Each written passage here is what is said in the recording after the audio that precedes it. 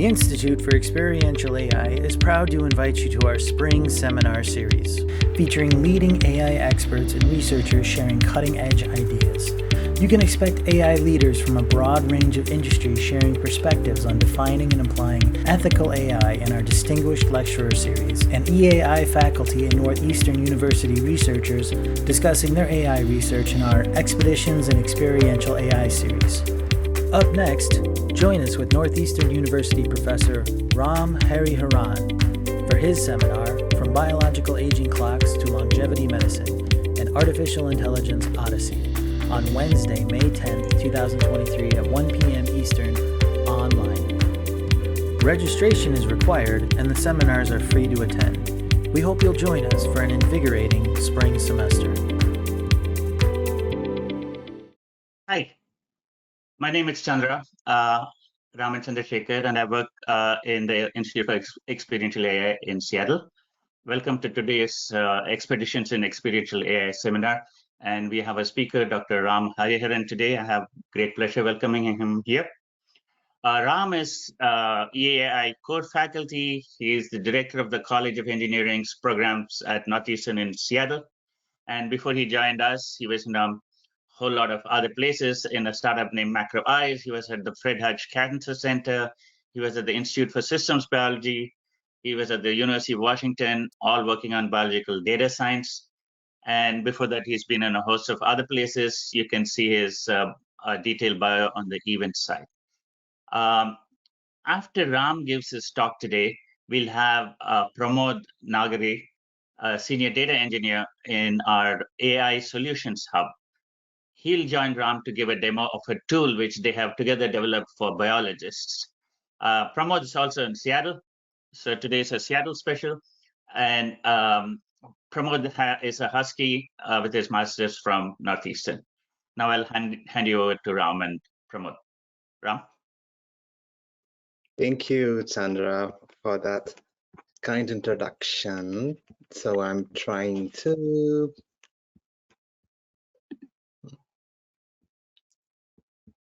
screen.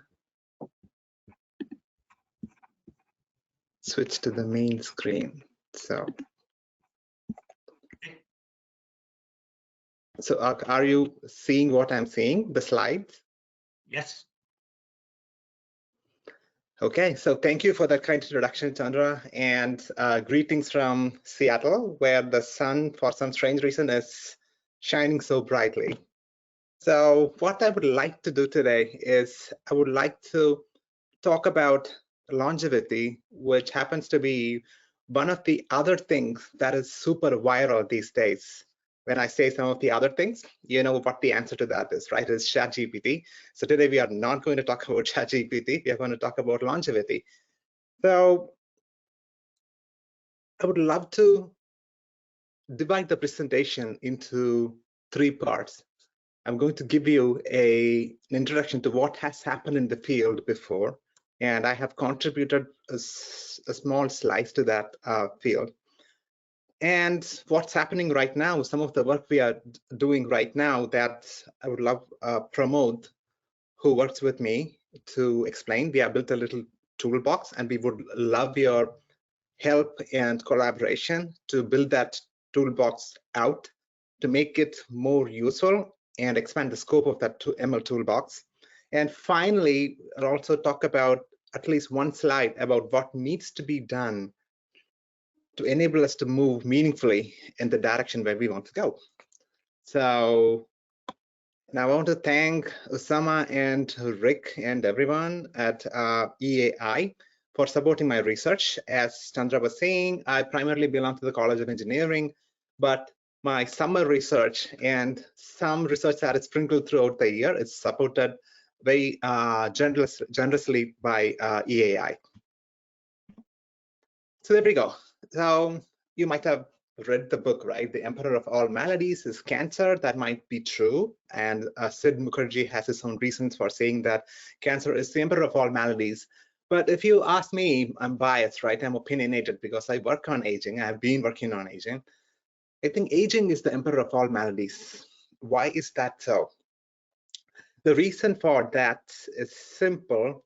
is the Tabor paradox, right? I mean, if you cure cancer right now and stop all the deaths from cancer, the best you can add to the population is the life expectancy jumps by, say, anywhere from 3 to 5 years.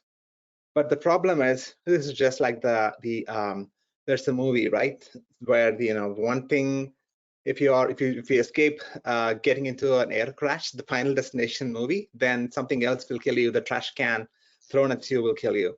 So if you escape cancer, then there's such high likelihood that later on you will die of heart disease. And if you escape those two, then we haven't shown that on the slide, you are likely to get Alzheimer's. So curing individual diseases, and all of these diseases are what we call age-related or age-associated diseases. The reason being that age is the single biggest risk factor for developing any one of these diseases. So unlike the case with the movie, we know a reason why aging actually is the underlying theme behind all of these diseases. And if you are able to slow down aging by whatever amount, you just need to do that, and you get a life expectancy increase of 25 to 30 years. Okay, and these calculations were made by my friend Matt Keberlin at UW, who's a really well-known person in the field, and that's the thinking in the field. That's the reason why we need to take aim at aging. So there's been this tremendous push to define aging as a disease, and the FDA still hasn't accepted aging as a disease that needs to be cured. And if you ask me what is aging, so I will try to define it. No one really has a really good definition of aging. So the bottom half of the slide will tell you what aging is. It's simply things falling apart at the molecular level, at the cellular level, and at the organismal level. That's kind of that really doesn't quantify anything, right? So we get frustrated with that, but we know a few things. So one of them, we just talked about it, right? Your chances of getting any of these diseases go up as you age. And the other thing that happens is the things that go down are unfortunately all the normal functionality of your body, including immune function. That means that you are more likely to get infectious diseases, right? That's what's really, really shown by COVID. So when COVID hit, the people who were in their 60s and 70s who already had other age-related comorbidities were at high risk of dying from the disease. And liver function goes down, kidney function goes down, your ability to cogitate well goes down. So, I don't want to tell you, there's so many things, everything goes down with age. We know this. So what do we get out of this? People have formed this geroscience hypothesis. What is the geroscience hypothesis? This is the geroscience hypothesis, which is if aging is one of the biggest risk factors for developing any of these plethora of diseases, then by slowing down aging or by halting aging, or in the ideal case, reversing aging, you must be able to prevent or stave off the initiation of these diseases. Okay, the initiation of these diseases. This has got implications because once these diseases start, they are in their own pathway. So slowing down aging after you got the disease is unlikely, we think, to slow down or affect any of these diseases. So that gets us to the next slide, which is, okay, so what can we do? Is it even possible to extend longevity? So going back to the old slide, so what I'm really interested in is health span, right? Health span really refers to the years of life that you spent where you are free from disease, you are not popping in a pill. So, and extending lifespan alone is unlikely to do anything because all it will do is you'll end up taking more drugs, you'll make the drug companies richer. So we don't want to do that. What we want to do is we want to extend the health span. And there are reasons to believe, at least from one camp of longevity researchers, that there might be a finite end to life we may not be able to survive more than 130 or 140 years. There might be some mechanistic basis. We are not going to dive into that today. But the ideal goal is to live to, if your lifespan is 120, can we live to a day before that in good health, doing everything that you want to do, and that final day you pass away. Okay, so that is the ideal situation. Let's see how far we can get. So how long can a biological system expected to live? Okay, that is one good question, right? I mean, are biological systems long-lived? So if you look at humans, the life expectancy in the US, I think, is right now 77, and there has been concerns that it's falling as opposed to some other countries. So, but give or take, you know, a couple of years, it's around 77, 80. And we happen to be one of the states in the US where the life expectancy is 80 or more. This is not completely updated data. This is a little old from 2 years ago. I think COVID has changed it. And these are a couple of examples of people who have lived really long. Jean Calmet, who lived to a ripe old age of 122 plus 100 days or something. So she was in France, and people looked at what was her secret to living long. It looks like she stopped smoking when she turned 114. So stopping smoking when you live to 114 seems to be one recipe for a long life. But jokes apart, Albert Einstein, you know, who lived just to 76, you know, way less number of years than his IQ, for sure. But on the animal side, you had these tremendously long-lived species like the turtle. Jonathan lived to a ripe old age of 189, which goes to show that it is possible for biological systems to function and last that long, okay? And clams, this clam that you see on the picture lasted more than 4 centuries, okay? And you know how it died? Scientists killed it to understand aging. So that isn't me. And so what will it take to live longer? There are different approaches. So the couple of the examples that I showed on the previous slide captures that you can look at long-lived populations. There are these blue zones all over the world, right? I mean, pockets of areas where people live much longer than is expected. And there are these extremely long-lived families where, you know, the dad lives for 100 plus years, what they call centenarians and super centenarians, and all their siblings and their kids live for a really, really long time, like in the 90 plus or 100 plus. So there have been studies to understand aging by looking at the DNA and doing molecular analysis of these families and their lifestyles. And the one other way to do this is to look at the comparative genomics, right? How do other species do this? How does the turtle, the turtle genome sequencing project. So I was part of that project when I was in India, and I was tasked with finding genes that made the turtle live really long. So turtles show negligible senescence, okay? They seem not to age at all. There is something happening. And you can find so many examples, right? The naked mole rat, this lives for a long time than its contemporaries. So all these examples, did we learn anything from them? There have been some clues, which goes into some of the things that we will explain in the next few slides, but really no clear answers. There seems to be certain conserved molecular pathways, and there seems to be certain processes and certain molecules that definitely promote aging. So it isn't true that if you are a biological system, you have to die at a certain time, because physics people used to argue this, right? Which is, you know, it's entropy, right? I mean, entropy pours in and things have to fall apart. I mean, it's not just living systems, any systems that you look at. But we are also an open system, so we can take energy from outside to decrease entropy and to maintain order. So it is true. And some of these examples that we just talked about in the previous slide shows just that. It is possible to live really, really long and healthy.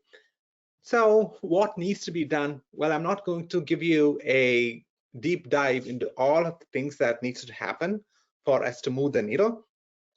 And a couple of things that really needs to happen is, the first question is, okay, Ram, at the end of this talk, can you give me one suggestion that has been shown, scientifically proven, to make me live longer, or make me live longer and healthier, right? We don't just want to add more years to our life, we also want to add more lives to our years.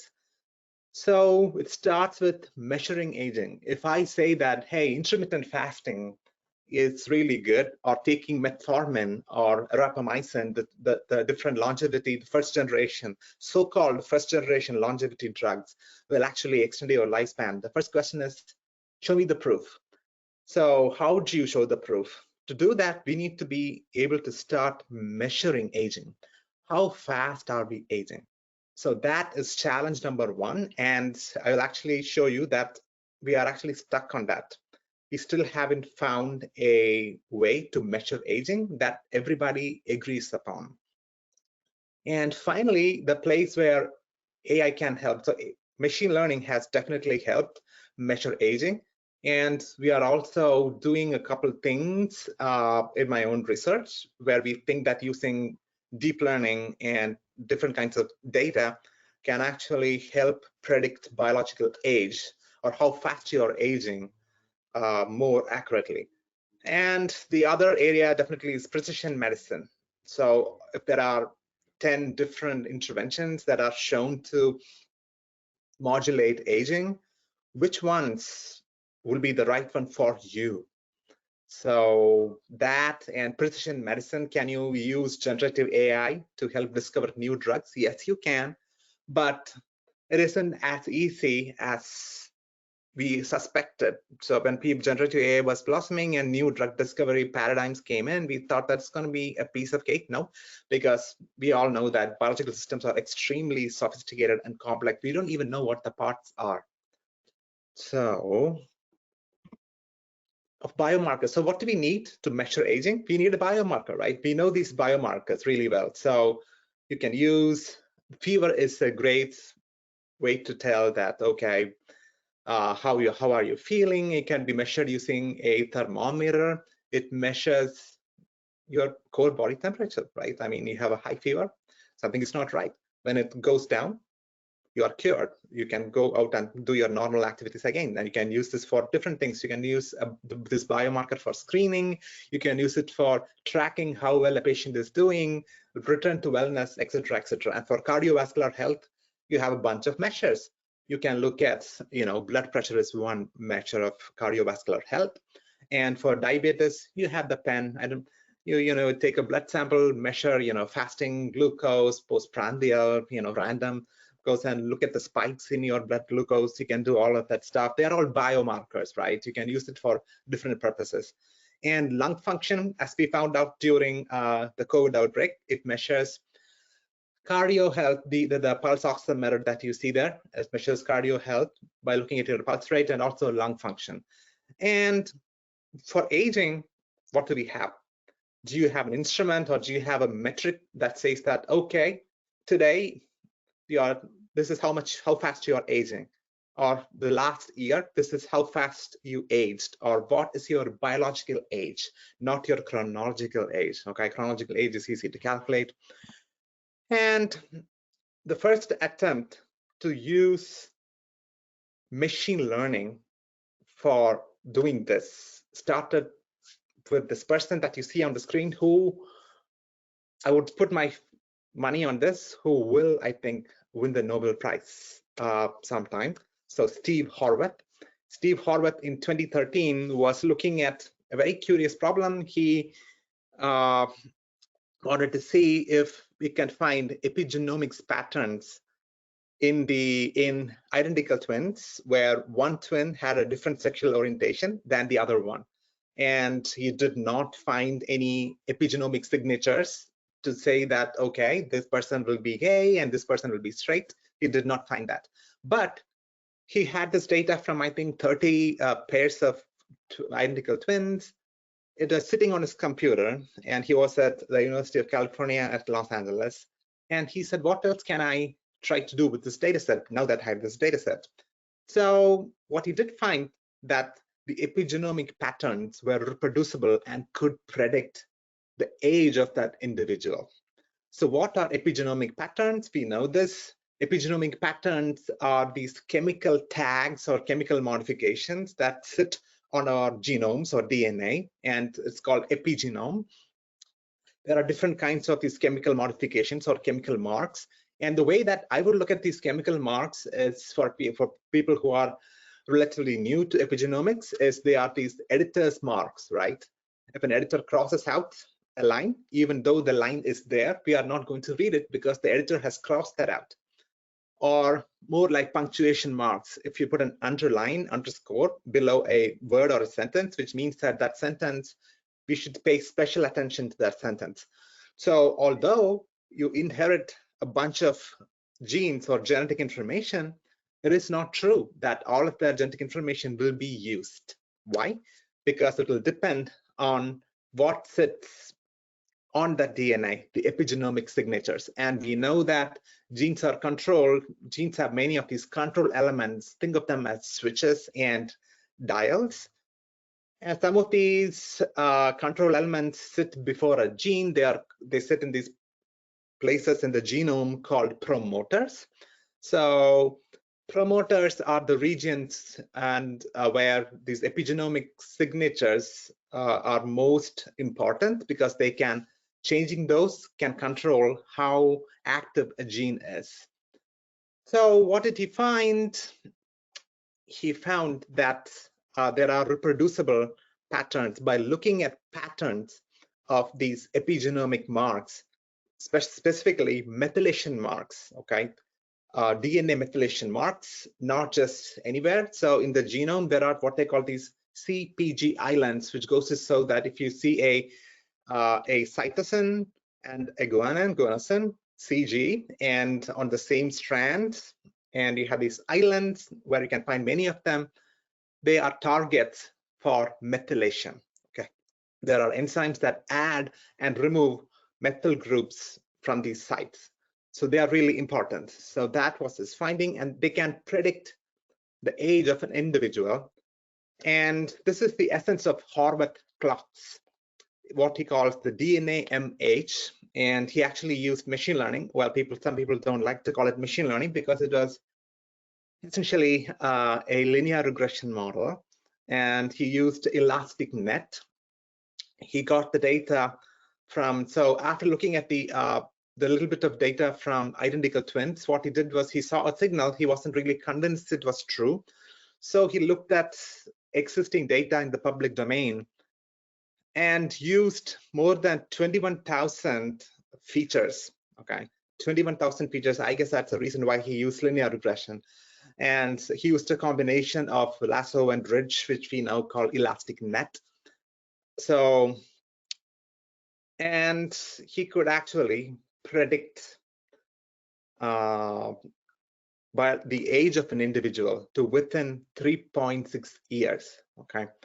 And the correlation between this age predicted by his Horvath clock, or the DNA M age, and the actual chronological age was 0.97, which, what does that mean? So that is where the story picks up, right? You can use these patterns not just to, it can predict your age really well, okay? If you take a population of individuals, it can predict the ages of most people really well. And if you draw a straight line, what's really interesting are the points above and below that line, which means some individuals seem to be aging, or they have this DNA M age is greater or lesser than the actual age. So later on, he tried to correlate this with their chances of getting these age-related diseases, and it looked like the people who had biological or DNA M age, the DNA methylation age, higher than their chronological age as predicted by your birthday, was much more likely to have these diseases of old age or loss of function with age. And the people who were younger on the scale who had a younger DNA M age definitely seemed to be doing better. Okay, this study was repeated in multiple different populations, in populations of cancer. So you can look at this little study where they used 8,000 samples from 82 normal data sets. What do I mean by normal data sets? I won't say they are entirely normal, because the data was gathered from tissues surrounding a cancer. They were not labeled cancer by the pathologist. And what he did was he used 40 of those data sets for training the model and 30 of those for validation, and the remaining he used for purely testing the model. So this covered 51 different cell types. So that is really important, because before this, people knew that, you know, this epigenetic signatures sometimes predicted the age of certain tissues, but Horvath was the first person to build a pan-tissue clock. Using his clock, you could predict the age of any single tissue. So when I talk about DNA M age, what are you talking about? Which tissue are you talking about? Which organ are you talking about, right? And we know that different tissues age at different rates. And what he found was that, you know, cancers have always, the aging is accelerated. So if you measure the DNA M age of cancers, they are usually accelerated. And induced pluripotent stem cells, so that is how he did a sanity check. So induced pluripotent stem cells which have not divided at all. So if you measure the age of these cells, it should be 0, and he did get 0. DNA M age of induced pluripotent cells, which was supposed to have an age of 0, were indeed 0. They had not aged at all. And breast tissue, that was a big finding, right? Actually ages faster than all the other tissues. And that immediately, they did a number of other studies. One of the reasons why there is breast cancer might be because of this fact. Breast tissue ages much faster than most of the other tissues. And those are some of the plots which we will not go into detail today. And then this was superseded every other year. You know, someone came up with newer clocks. Now there are more than 100 clocks. He called it the clock that, you know, is a biomarker for aging, right? And they said it measures your biological age. I don't believe that, because the epigenomic measure of this change of these patterns is just one small slice of the whole aging picture, as we will find out in the next slide. And the later clocks are called Grim Age. The Grim Age clock that came out in 2018 predicts how many days or how many years you have left on this planet if everything else goes well, if you are not run over by a lorry. So the Grim Age. So, and there are more recent clocks that not just take into account the epigenomics signatures or patterns or epigenomic data, but they also put in other kinds of data, like your, you know, the clinical measurement that you take during your annual physical with your doctor. So what we really need is, these are all great. There have been so many other ways people have tried to measure aging, including, you know, taking a picture of your eyes that can predict aging. What I really want to do is, I want to, for reasons I will explain, I want to use MRI and CT scans and stored as DICOM data sets to measure aging, because there's so many of this data out there, and we can actually start to do some meaningful work that gives you a more organismal whole body view of aging. The other simple ways to measure aging include, you know, measuring your gait, your balance, your gait speed. You can use different wearable sensor technologies to measure aging, but none of these by taken alone are nearly as good as the Horvath clock. That still stands, okay, and different versions of it. The newer clocks have less number of some of them have less number of these CPG islands. They did feature selection, so they did not use all the 21,000 features. The clocks typically have a couple hundred, or these days a few dozens of these islands, so it becomes more robust. And what we really need is, we want multi-omics clocks, something that I'm really interested in. And these are all correlation-based clocks, right? So we really need causal clocks. So which are these CPG islands? Which genes do these CPG islands flank?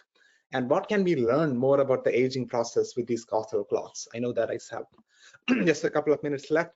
So some of these things that go wrong with aging were captured, this is the hallmarks of aging by Carlos Lopin Norton et al. They did this original putting together of these hallmarks in 2013. There were 9 hallmarks. They updated it this year.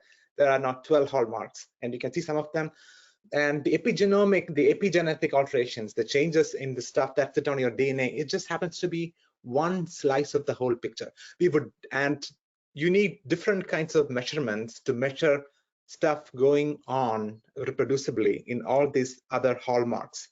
So what we would love to do is to build a multi-omic clock. Many people are already doing it, but what I really would like to do is, we'll skip this slide, I think we're running out of time. And this is what we need to do. We can talk about this during the question and answer session. This is what I really want to do.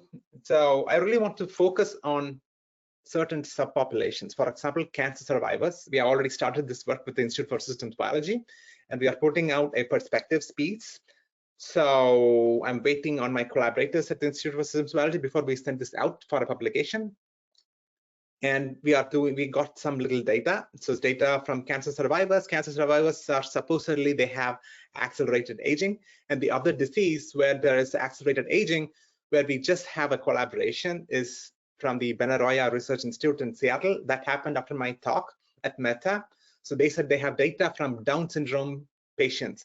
So Down syndrome patients, their age is usually accelerated by 20 years, okay? And they have periodontal disease and so many other hallmarks that goes to show that they actually exhibit hallmarks of aging. They're advanced in age. And I want to look at immunotherapy effectiveness in cancer in relation to biological age. It looks like people who are older are less, the immunotherapy is less effective, and IEAI funded some of that work.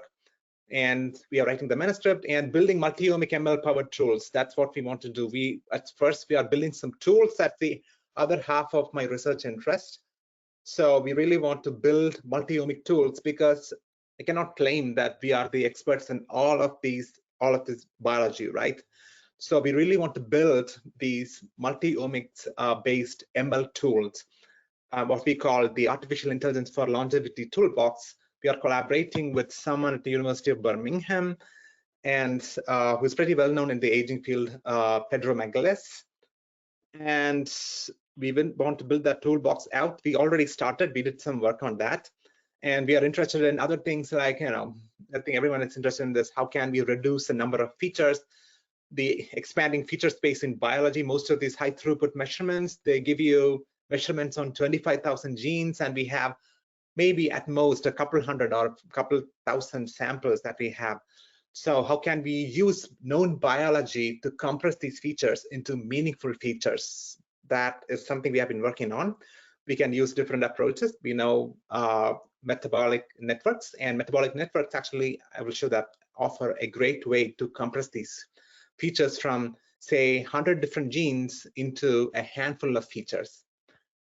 Something else we are interested in, and I would love to get thoughts and open this up for collaboration. But thank you. But before I close this, let me hand over the controls of this presentation to my really friendly colleague Pramod, who has been doing all the work behind this toolbox. So Pramod, may I request you to take the helm from me? Sure. Thank you so much, Ram. Okay, let me try to share my screen. Do you mind giving me the control? There you go.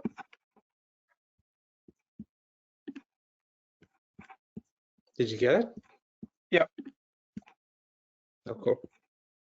Are you able to see my screen?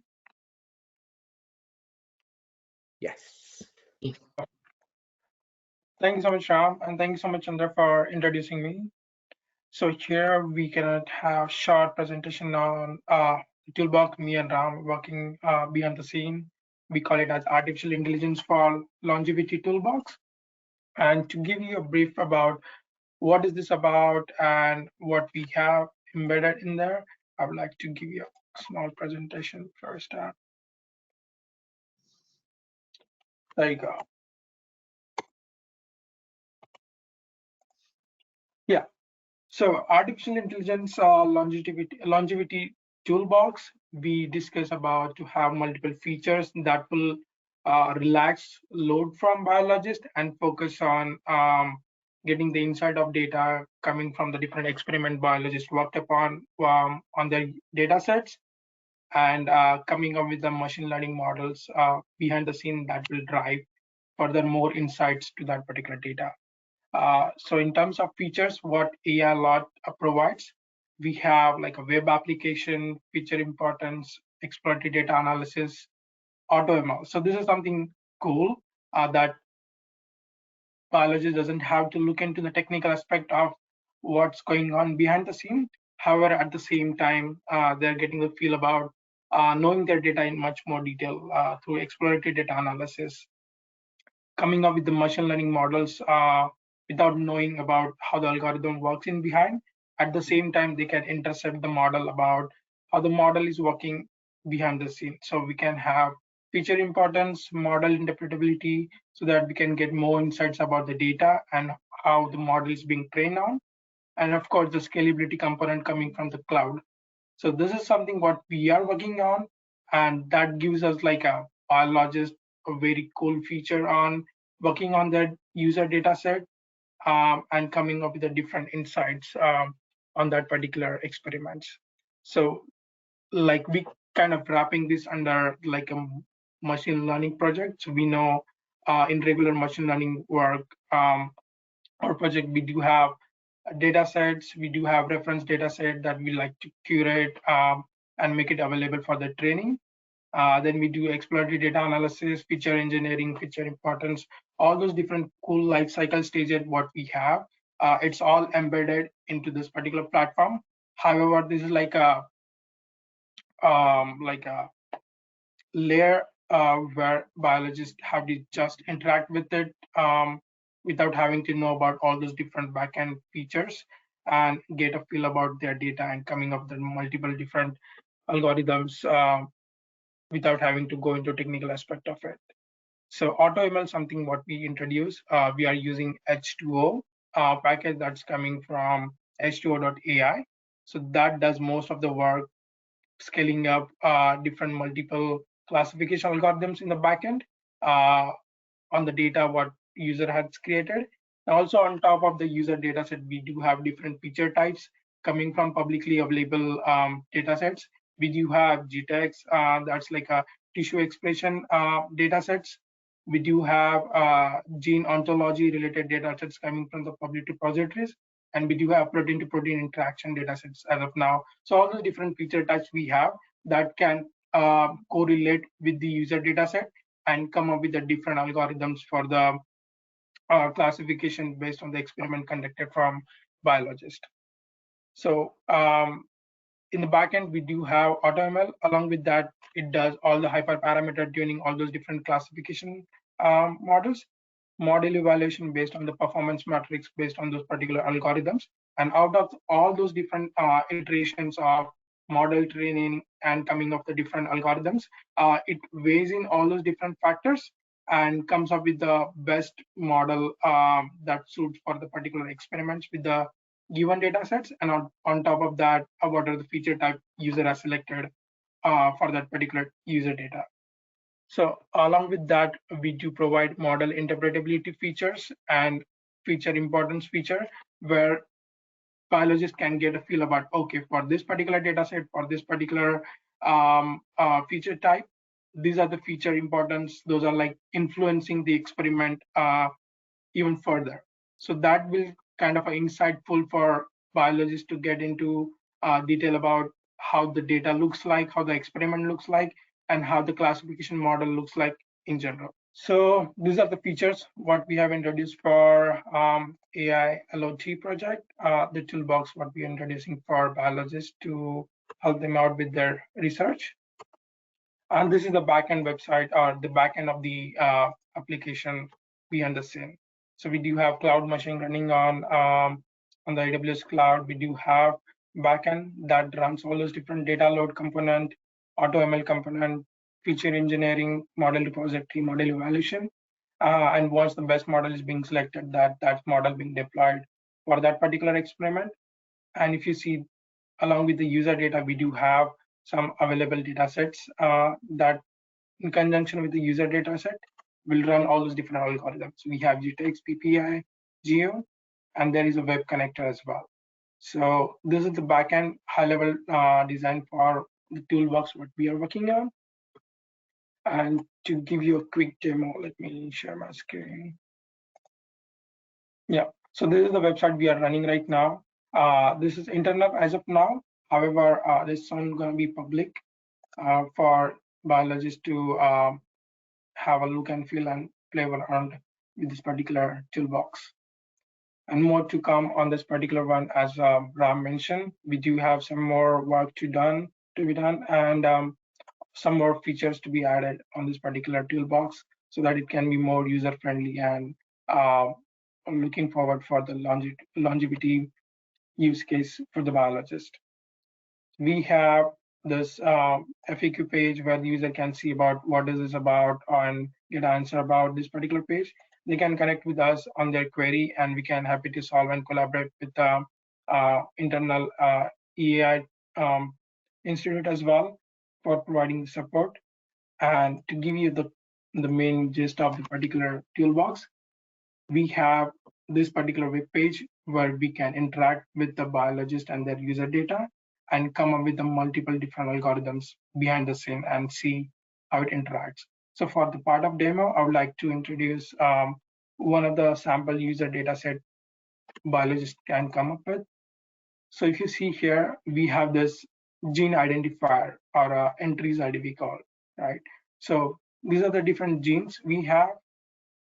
And based on the experiment, let's say biologists come up with a class identifier here. So this is the one they are mentioning, okay, for this particular entries ID or for this particular gene, this is the class based on the experiment we are getting. And this is part of a training data set.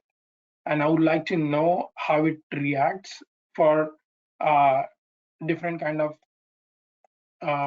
genes for which I haven't conducted the experiment, and how the response looks like in terms of classification. So considering this as a data set, we can introduce this particular data set to our tool. And considering we have different feature types, we have GTEx, PPI, and Go. Either we can use entries ID to identify a particular gene, or maybe official HGNC symbols for those particular genes. So let me upload this particular data set, considering that this is like a user data set or the sample data set, or maybe experiments conducted from biologists, and that's their response looks like, and that how we can create the classification algorithm based on that particular data set in conjunction with the feature type selected. So to give you more understanding, we have used GTEx, this particular version behind the scene, for the feature type. For the protein-to-protein interaction, we have used this particular version of dataset behind the scene. And for gene ontology, we have used this particular version behind the scene. So as and when a user or the biologist select this particular feature type, behind the scene, that particular features and information being introduced along with the user data to spin up multiple algorithms and their patterns to come up with the classification algorithm. So let's say we're going to work with GTEx algorithm on the user data set. We're going to load the data set here. And once we load the data set, behind the scene, it knows, okay, this is the data set. That's the reference feature type we'd like to introduce with. And when we see load EDA, it's going to spin up the statistic across the data set what user has created or maybe uploaded, and also in conjunction with the feature type selected. So it's like a GTEx user data profiling report, where we'll be knowing, okay, there are these many numerical features, these many categorical features. These are the number of observations we could see through the data where user uploaded. And also we can see the statistic about particular feature. Let's say we have two different classes. We have class representing 1, class representing zeros. We have different features being introduced from GTEx, and that's their distribution looks like. What's the minimum value? What's the maximum value? This is like the statistical analysis or profiling analysis on the data set coming from users, and of course, in conjunction with the feature type he or she has selected that particular data for. So that's kind of a profiling page. And behind the scene, the tool will take care of all those different data, feature engineering, feature selection, and spin up multiple different models in terms of classification algorithms. So user doesn't have to do any kind of running the script from the UI. However, down the line, we're going to provide some more customization and some more controls to users so that they can tune their experiment on this particular toolbox, and then fine tune their particular list of algorithms they want to use on that particular data set and all. But however, this is the current state looks like. We do have multiple algorithms coming from AutoML that is being provided by H2O.ai. And then if you see, these are many different models being run behind the scene. However, this is like a pre-cooked as of now for the demo purpose, but behind the scene, it's going to take time to come up with all those different models and then the different performance metrics based on that. So behind the scene, we have GBM, DRF, GLM, all those different classification algorithm already being spin up against the data set provided by users. And that's what their performance looks like. The AUC curve, the log loss, mean per class error, all those different metrics. And based on comparing those different metrics behind the scene, the particular platform gonna select what is the best for this particular data set provided by user. So as we know, we had two classes to classify those interaction or the instances provided by users, 0 and 1. And we have also given the training data set. So based on the training, these are what the confusion matrix looks like. And that is against the best model selected from the toolbox. And also on the right screen, you can see model feature importance. So what are the best model we have selected? We're going to have the variable and or the features and how those are influencing this particular best model or the best classification algorithm that's being spun up in behind the scene. So we have like top 20, or we can see top 20 and see, okay, these are the more influencing factors or influencing features to the algorithm, and then we can get a sense about these might be the features that drives this particular experiment in general. And if you see the export model, so whatever the testing data sets what we have uploaded while uploading this particular user data, we have those test instances. So we know these are the entries ID or the gene identifier we have used as a testing instance, and that's their metadata in terms of IGCN name, official name, and the features introduced from GTEx. And if you see down the line, okay, so for that particular interaction or the gene identifier, based on the user data or the training data, this is what the prediction looks like. So for this particular instance, that will classify under class 1. For this particular interaction, it will classify under 1.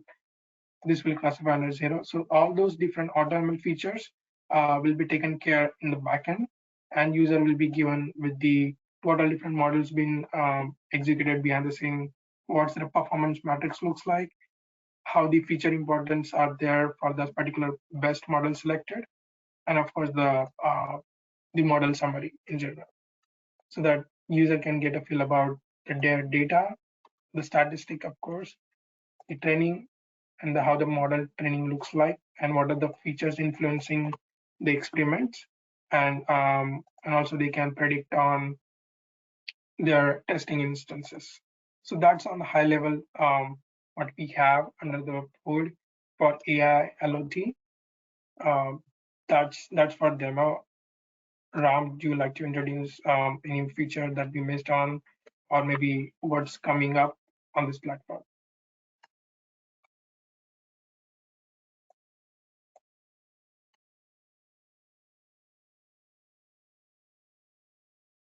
Ram, you're muted.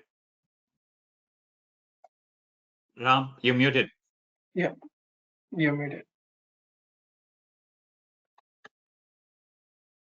There's a mute Okay, button so on the. I think, yeah, the best thing is now to open the floor up to questions. We have planned to add so many more features relevant to aging. So from each of those hallmarks, so that's what we want to do. So we want to add features from every single one of those hallmarks. There's a lot of data available, and we haven't seen this anywhere. And we want to put the tool in the hands of biologists too, so that we can definitely use the tool to come up with insights. But it's important that the people who have spent decades pursuing their own directions can also use the tool. And we have got some real partners where they have immunophenotyping data, they have epigenetic data from blood cells, etc., etc. But I'm going to stop speaking right now, and let's see. Let me request Chandra to bring up the questions. Yeah, there are actually. Thank you for leaving time for questions, enough time for questions. There are already 5 questions there. I'm sure there'll be more popping up there. So I'll start with the first question, which is, you mentioned intermittent fasting. The question is, do you think intermittent fasting is useful for slowing down aging or reversing aging? And does intermittent fasting that provokes autophagy determine the reduction of muscle mass? Great question. So if there is any tiny sliver of logic behind any of these hyped diets, it is intermittent fasting. Let me tell you why. Because it acts through a pathway that has been well elucidated as a target for this drug called rapamycin. And for rapamycin, we know that it acts through this pathway and it induces cells self-cannibalistic abilities or propensities. There's a lot of preclinical data. It hasn't been shown in humans, so please remember this. Many of these are in clinical trials right now, even as we speak, and including some of these dietary modalities. None of them have been proven beyond a shadow of doubt. But if you ask me, which diet might most likely be beneficial to us based on this, guilt by association, it is likely to be intermittent fasting or some version of fasting. Okay, that's the best then answer. We have a second question which says, what is the keystone sort of most important vital function? In life, I guess, to life. Oh, I don't know. I mean, I think your brain definitely is one. If you're asking at that level, which organ system or which organ might be most important, I guess one of the things that we know very little about is definitely the brain. The next system that we know almost nothing about, we know very little about, is the immune system.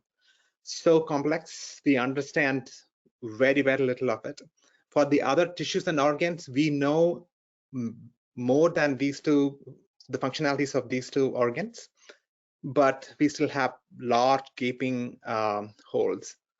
The problem is that with all the high throughput measurements, what you're taking is an approach where there may not be a unique cause behind the measurements that you see. Okay, so it's very difficult there is no unique mapping.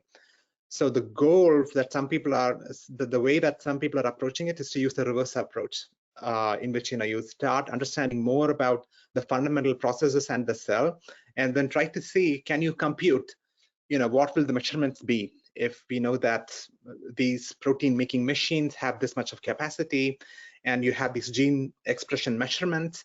What is the limit of things that it can make? So as is everything, I think it's going to be a compromise between these two approaches, but super challenging, but great question. I hope that answers that question. We have another question which says, I've been following David Sinclair's studies at Harvard, and he recommends specific supplements. Have you found resveratrol, NMN, NAD, or alpha-ketoglutamine useful in studies? In addition, how is embryonic stem cell therapy helping again, and how often do you have to do it? Yeah, great question. So David Sinclair is a very well-known person in the field, and he made a company out of resveratrol, Cedrus, but later on, some of the key papers behind what led to the formation of the company was retracted. So, but the company sold for millions of dollars anyway. But so there is, those are all hypotheses. So most of the things that people say that, okay, do this to live to 150 years, those are all hypotheses and wish lists, okay? If you ask me, what is the evidence? We don't have it. So I know that the CEO of OpenAI, Sam Altman, is spending, has funded this company called Retro Life Sciences. I met the person from Retro Life Sciences. So they have modest goals to improve health span by 10 years. And he's taking metformin, the diabetes drug that has been shown in some studies to extend lifespan. But again, those are all correlation-based studies. The problem also is that the effect size of a lot of these drugs and interventions is so small that it's not just the size of the sample you may want, but also it's going to take like 20, 30 years to actually solidify any of these findings. And we don't know. That's the best answer. We have no idea. Okay, thank you. Another question, can you predict how much sleep a genome will get in a life? How much sleep? Yeah. We can't predict that. So that's the problem, right? So the distance from the genome or the genotype to a phenotype. One example of a phenotype is how much you sleep. It's so far away. There are so many layers in between because this DNA gets read into RNA. RNA gets broken up and pieced back together. It gets made into protein. The proteins then get a bunch of modifications on them. They talk to each other. So there's a regulation happening at each and every single of these levels. And we don't even know all the molecular players at all these levels. So we have large gaping holes in our understanding. So it is not possible to predict sleep. Some things we can predict is if you get certain mutations in your DNA, we know that this person is going to get, say, Huntington's disease before he turns 50. Why? Because the effect sizes or the penetrance of these mutations are so high that it's easy to map a certain change in your DNA alphabet to the end effect. But with most other cases, including with cancer, the effect of these mutations or whatever the stuff that you signals you find in your DNA is so small, the effect sizes are so small, it becomes excruciatingly difficult unless you carry out studies where you enroll hundreds of thousands of patients to even say that there is an association between these two. Okay. So no, I don't think we can predict sleep.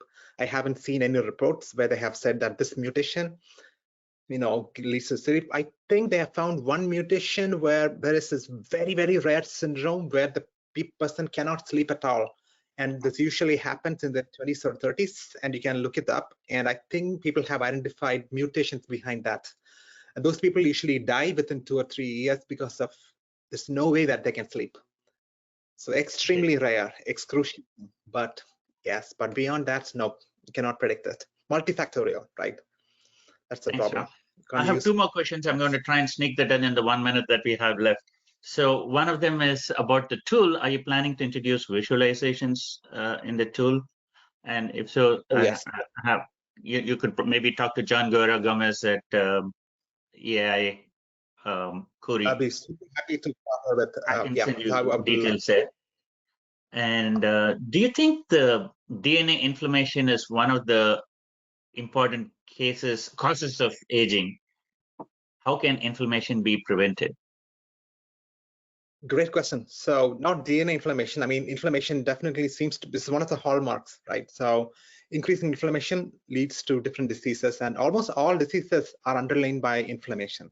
So how can you stop inflammation? One easy way is to have an anti-inflammatory. So it's known that people who have been taking these anti-inflammatory NSAIDs, non-steroidal anti-inflammatories, have less chances of developing colorectal cancer because it stops inflammation, and inflammation actually drives cancer. It's one way. The other way that we can try to do this is by taking antioxidants. None of those has been proven. If you eat more blueberries, does it actually reduce inflammation?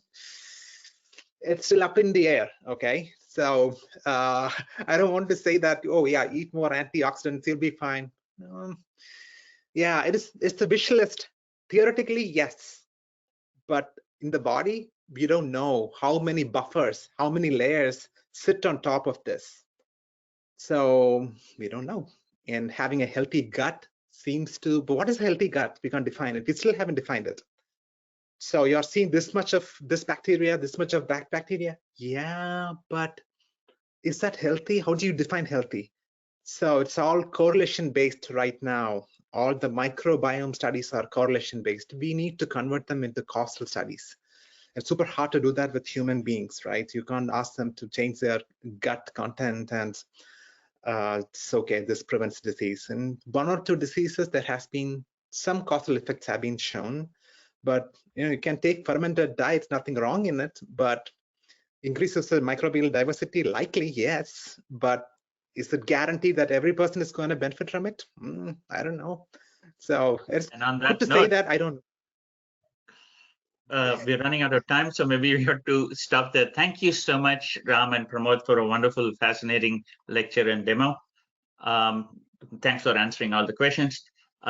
Thank you all for attending this talk. And remember that May 24th, Jan Lucan is our distinguished speaker. You'll get details on the website. Looking forward to seeing you all back here. Thank you. The Institute for Experiential AI is proud to invite you to our spring seminar series, featuring leading AI experts and researchers sharing cutting-edge ideas. You can expect AI leaders from a broad range of industries sharing perspectives on defining and applying ethical AI in our distinguished lecturer series, and EAI faculty and Northeastern University researchers discussing their AI research in our Expeditions in Experiential AI series. Up next, join us with Jan LeCun, Chief AI Scientist at Meta and Silver Professor at NYU, for his seminar From Machine Learning to Autonomous Intelligence on Wednesday, May 24th, 2023 at 1 p.m. Eastern. This exclusive event will be held at the ISEC Auditorium at Northeastern University. Jan LeCun is an icon in the artificial intelligence industry and will also be featured in a fireside chat with EAI Executive Director Usama Fayed. Registration is required, and the seminars are free to attend. We hope you'll join us for an invigorating spring semester.